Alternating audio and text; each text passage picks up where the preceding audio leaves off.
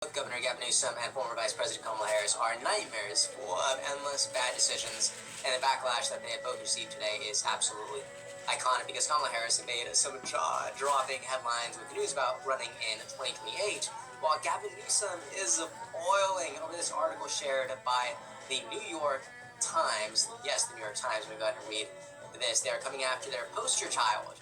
Okay, look at this. Newsom's new attack on political enemies. You are gay. I am telling you, so there's a lot to discuss today, and I also have a special announcement at the end, so please stay for that because I'm really looking for a lot of feedback here. Okay, so welcome back to the Adam C. Moreno Show. Join the free Substack, like this video, think conversations like this matter, and let's dive right in. So Democrats are imploding in real time, and it is actually very spectacular to see because if their strategy includes the former vice president and the California governor for the White House in 2028, you know, the party might actually be cooked. So here's Kamala Harris articulating, or at least attempting to articulate her plans in 2028. To talk to the American people. As I said in introducing you, you and I go back over a quarter century.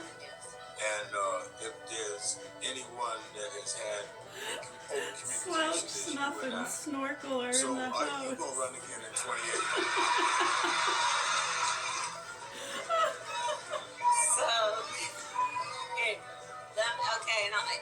I tried to be subtle, but I just figured I'd go right in. That's as subtle as Reverend Al Sharpton could ever be. We love you for many things, but not being subtle. Listen, I might. I'm thinking about it. You know, I genuinely don't know who's crazier, Kamala Harris for thinking about running again, or the people in the audience who are just head over heels over this idea. Did you hear those chanting? Did you hear those chants? Let's go. That is just crazy. So Kamala Harris, please keep thinking about it. Okay, everyone would love you for it, okay? The conservatives out there are going to be enjoying that idea. Gunther Eagleman says Kamala Harris has confirmed she's seriously considering running for president again in 2028. LOL, she is drunk AF.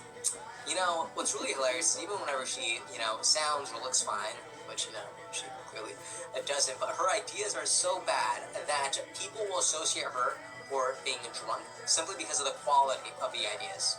Okay, and that is just iconic.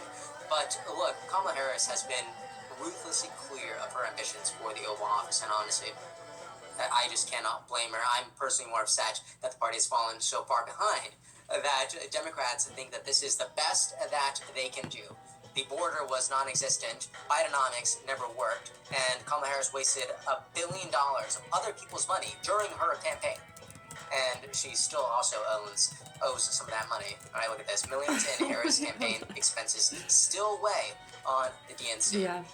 So there was some good news. But that's also Kamalanomics, all right, otherwise known as Bidenomics 2.0.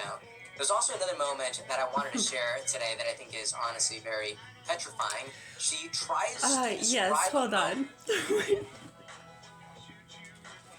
Dear Lord. So just for the record, none of us in class would ever take any of this stuff unless under dire circumstances and in a mental institution or something. Based on reporting and investigations into White House medical practices, particularly during the Trump administration, certain sedatives and prescription medications have been identified as popular among high-ranking officials and staff for managing their stress, anxiety, and sleeplessness while traveling or working in high-pressure environments. We all know about that, don't we, kids? Yeah. Guys. Hey, what's up? All right, so Ambien. Looks like Ambien's at the top of the list here. Frequently used. None of us would ever take that shit.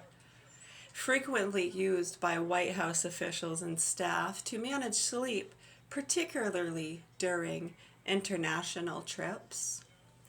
Xanax. They're always looking for that Xanax, huh? Fucking psychos. Again, for the record, none of us would ever take that shit, and we think it's horrible how young they prescribe it to people. Described as a popular, easy acquired anti-anxiety medication among senior officials, with reports indicating it was distributed by the White House Medical Unit. Real nice, real nice. Provigil, often used in combination with sedatives. This was reported as a commonly dispensed stimulant to aid in their alertness. Benzos in general. Fucking gross. None of us would ever take that shit. Besides Xanax, various benzodiazepines are used to manage anxiety. Other controlled substances. Has a 2024 report highlighted that the White House Medical Unit was awash in various controlled substances, including stimulants and sedatives during the Trump years. Unfucking believable. Well, the demanding nature of positions within the White House, including constant travel across time zones, all those vacations they have to take, fuels the reliance on sleep aids and sedatives. It's a high demand to be able to live such lifestyles and enjoy all the toys and sick addictions that they have. They got to be able to stay awake and then be alert when they got to talk to the public. Yeah, medical unit dispensation. Reports suggest that the White House Medical Unit, particularly under former physician Ronnie Jackson, was lenient in dispensing these medications. Use by lawmakers.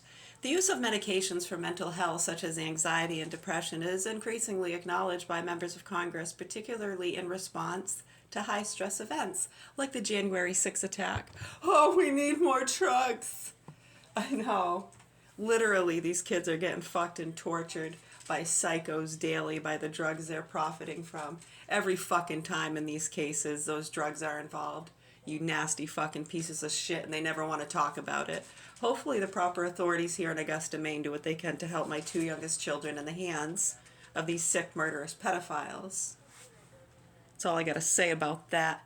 In my home,